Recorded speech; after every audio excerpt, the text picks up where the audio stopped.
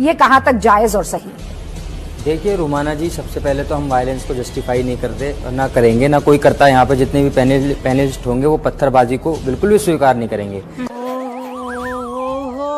देखो तो बोलों को। लेकिन ये तय करने वाला कौन है? ये पुलिस न्यायालय तय करेगी कि कौन पत्थर चला रहा था, कौन नहीं। जिस तरीके से उनका घर तोड़ा गया वो बिल्कुल गैर कानूनी है। मैं बताना चाहूंगा, अब यहाँ पर कोई पत्थर चलाता है तो उसके पूरे घर को तोड़ने का किसने इजाजत दी? ये कौन सा कानून में लिखा हुआ है कि उसके घर को बुलडोजर से खत्म कर दीजिए? 14 में लिखा हुआ है। नहीं, मैं बता रहा हूँ, आप जिस तरीके से अभी तक वो उस पर भी जो उत्तर प्रदेश अर्बन प्लानिंग और डेवलपमेंट एक्ट 1973 में लिखा हुआ है। उसको सांस तो लेने देवे। मैं बता रहा हूँ अंडर उत्तर प्रदेश। नहीं, अभी तो ट्रायल चलेंगे ना, अभी तो ये भी साबित नहीं हुआ ना कि उन्होंने पत्थर चलाया। कौन सी वीडियो में दिख रहा है? जावेद साहब ने कौन सा पत्थर मुझसे पूछा किस कानून में लिखा हुआ? मैंने 4 कानून आपको बताया। मैं अब दोबारा मत पूछना। कानून आप मुझे बता रहे हैं, ठीक है, लेकिन जिस तरीके से कानून का दुरुपयोग किया जा रहा है, कानून के नाम से इसको उखाड़ने का, तोड़ने की राजनीति कर रहे हैं। और आज देश के अंदर हालात जिसने बनाए, नूपुर शर्मा बाहर को अरेस्ट तक नहीं हुई है, चाहे वो नवीन जिंदल हो, नरसिम्हन सरस्वती हो, ऐसे लोगों को जेल में नहीं डालेंगे। लेकिन आज जो तक कार्रवाई होगी उन लोगों पर होगी जिन्होंने पत्थर चलाया। ये 3 सुनिए, मैं बता, जिन्होंने मैं कह रहा हूँ वैसे अगर भड़काऊ भाषण करने उनको भी जेल भेजना चाहिए, कानून का काम है। लेकिन उनको इस तरीके से एक तरफा कार्रवाई नहीं चलेगी। कहने पर गिने ना आपने। बेवकूफ लड़की। 3 जो नाम गिने वो आपने गुस्ताखे रसूल वाले तो गिन लिए। बिल्कुल गिन लिए। वो 3 नाम क्यों नहीं आपको याद रहते? तो देश में आज माहौल हो रहा है, जो हमारे देश के मुसलमान है, पूरी दुनिया के मुसलमान है, उनका नाम, उनकी आस्था को इससे पहले भाषण दिया है, वो तो आपको याद नहीं रहता? जो ओवैसी ने भाषण दिया है ना, उसका मैं सपोर्ट करने नहीं बैठा। सुनिए, हमेशा हर भगवान की, हर हिंदू देवता की मजाक उड़ाता रहता है। तो कह रहा हूँ, नाम आपको याद नहीं रहता? शायद आपको पर FIR हुई है ना, उसको भी जेल भेजे। मैं इसको सपोर्ट करने नहीं बैठा। मैं कह रहा हूँ, चाहे हिंदू हो या मुस्लिम हो, आस्था का सम्मान होना चाहिए। क्यों नहीं याद रहा? माना जी, मेरी बात सुनिए। सॉरी, मैं ये कह रहा हूँ कि आस्था का सम्मान होना चाहिए, चाहे मेरी आस्था हो, चाहे हिंदू भाइयों की, मुसलमान, चाहे कोई सी भी कम्युनिटी से ताल्लुक रखने वाला, सबकी आस्था का सम्मान होना चाहिए। लेकिन जिस तरीके से ये कार्रवाई की जा रही है, डराने की और धमकाने की राजनीति हो रही है, वो पूरा देश समझ रहा है। उत्तर प्रदेश के अंदर और लोगों पर चलता है, जिन्होंने कुवैत में हुआ जो ठीक हुआ, कुवैत ने जो किया वो ठीक किया कि गलत किया? देखिए, जो सारी चीजें चल रही हैं वो उनके नबी का मामला है। हम अपने मोहम्मद सल्लल्लाहु अलैहि वसल्लम से ऊपर उन्हें जानते। गलत हुआ इसका जवाब दीजिए ना। नहीं, सही नहीं हुआ। क्या सही नहीं हुआ? क्या आप कुवैत में जो आवाज उठी है उसे कह रही हैं? आप क्या कह रही हैं? हाँ, मुझे बताइए ना, कुवैत में क्या हुआ आपको पता है? नहीं, मेरी बात सुनिए, नेपाल में क्या हुआ वो सही हुआ? इतना ओवर एक्टिंग नहीं करने का, इतना पागल नहीं बनने का। नेपाल में तो सपोर्ट करे ना, दूसरी कंट्री में बता रहा हूँ। कुवैत में क्या हुआ बताइए ना बिलाल खान, बोलिए। मुझे नहीं मालूम है तो मैं आपको पर्ची पास कर दूंगी, उसमें लिखा हुआ होगा कि कुवैत में क्या हुआ है। गजब बेइज्जती। क्या हुआ विशाल जी कुवैत में? वहाँ पर जैसा कि मीडिया में रिपोर्ट आ रही है कि जो लोग प्रोटेस्ट कर रहे थे उनको उनका वीजा कैंसिल कर दिया गया है और प्रवेश अब जो है प्रतिबंधित कर दिया गया है।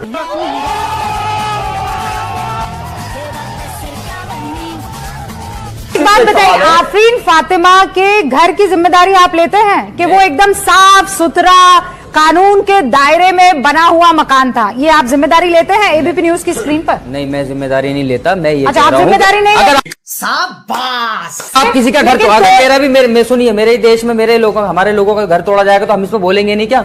एक ही तरफा कार्रवाई होगी, क्यों नहीं दूसरे लोगों पर? जो नूपुर शर्मा पर कार्रवाई, उनको जेल भी नहीं भेजते।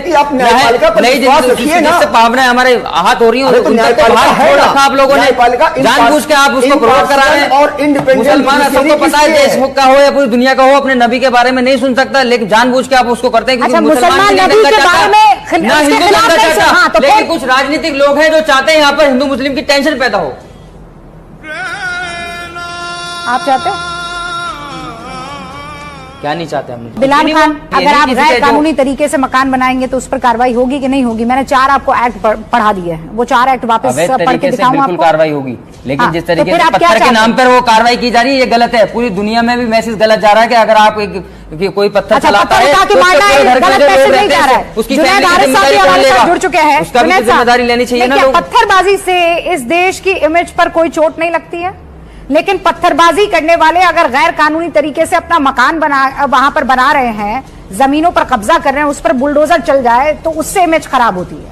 सही बात तो ये है कि इस वक्त मुल्क जो बेसिक जो संविधान है हम समझ रहे हैं कि वो संविधान को पूरी तरह से नेस्त व नाबूद करने की जो कोशिश हो रही है, ये हमारे लिए बुनियादी तौर पर शर्म की बात है। बंद करो अपनी नौटंकी। अब हमें लगता है कि न्यायपालिका की जरूरत नहीं, अब हमें लगता है कि अदालतों की जरूरत नहीं, अब इन्हें बंद कर देना चाहिए।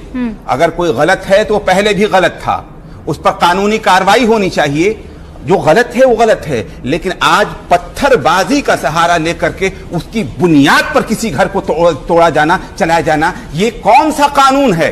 ये अंधा कानून है। इस मुल्क के अंदर यकीनन अदालतों को बंद कर देना चाहिए। अब इनकी जरूरतें नहीं हैं अगर इसी तरीके की सियासत चल रही है तो। तुम मुझे सही और गलत ज्ञान मत देना, तुम्हारी औकात नहीं है। जो धर्म के नाम पर निर्दोष लोगों की हत्या करते हैं और बाद में कहते हैं कि हर मुसलमान ऐसा नहीं होता। शिवम त्यागी, हारिस साहब ये कह रहे हैं कि फिर न्यायपालिका की क्या जरूरत है? जब जज ही पुलिस बन जाएगी, प्रशासन बन जाएगा, तो फिर आरोप कहाँ? वो तो डायरेक्ट दोषी हो गए। मैं तो चाहे जुनैद जी हों, बिलाल जी हों, पहली बार मुझे लगता है मैं इनसे इत्तेफाक रखता हूं। ये बिल्कुल सही कह रहे हैं, जो भी सही कह रहे हैं। आपने जो कहा बिल्कुल सही बात है सर। ये मैं तो कहता हूं पत्थरबाजों के लिए गलत कर रही है ये सरकार। एक शाम पत्थरबाजों के नाम इस तरह का कोई प्रोग्राम ऑर्गेनाइज राष्ट्रपति भवन में होना चाहिए। नोबेल पीस प्राइज दिलवा दें इनको, और भी बेहतर रहेगा।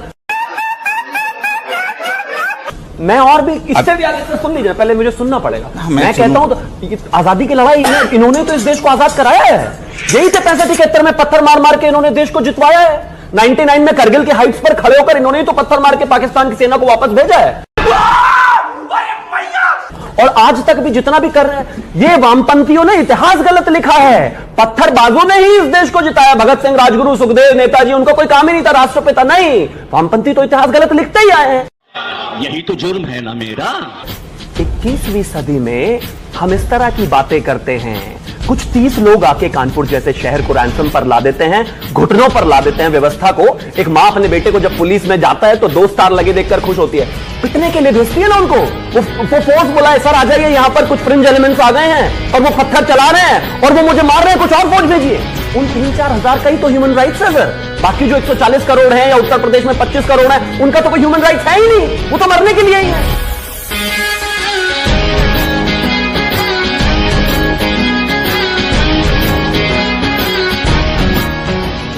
9/11 हुआ यूनाइटेड स्टेट्स में, उन लोगों ने स्लीपर सेल्स को भी घुस कर वहां तक मारा। मैं ये नहीं कह रहा हूं कि आतंकवादी हैं, वहां तक घुस कर मारा, क्योंकि देश की सुरक्षा सबसे महत्वपूर्ण है, इंटरनल और एक्सटर्नल। और अगर इंटरनल को खत्म नहीं करेंगे, एक्सटर्नल और बढ़ जाएगी। ये कटाक्ष है, लेकिन कड़वा सच है। क्या करे पत्थरबाजों के साथ?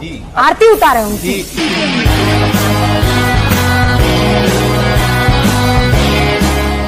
गुलाम सरवर साहब, पत्थरबाजों को धर्म से, आप सुनिए, सुनना है तो सुनिए, वरना मैं वाकई चला जाऊंगा। इसलिए कि मैं इस तरह के डिबेट तो हर चीज पर धमकाने की आदत, धमकाने की बात पर क्यों धमका? पर आप मुझे ऐसे धमकाइए मत कि मैं छोड़ के चला जाऊंगा। यही प्रॉब्लम है, इनसे रिलेटेड कुछ भी कहो तो लगता है जैसे आपने गुनाह कर दिया।